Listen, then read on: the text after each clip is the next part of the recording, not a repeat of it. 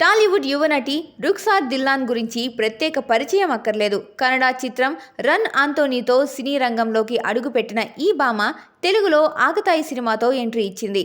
అయితే ఈ cinema break ఇవ్వకపోగా నాని నటించిన కృష్ణార్జున యుద్ధం సినిమాలో హీరోయిన్గా నటించి గుర్తింపు తెచ్చుకుంది. ఈ సినిమా బాక్సాఫీస్ వద్ద మంచి విజయం సాధించడమే కాకుండా ఆమె నటనకు విమర్శకుల నుండి సానుకూల స్పందన లభించాయి.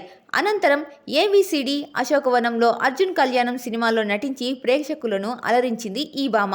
అయితే రుఖ్సార్ దిల్లాన్ నటిస్తున్న తాజా చిత్రం దిల్రూబా.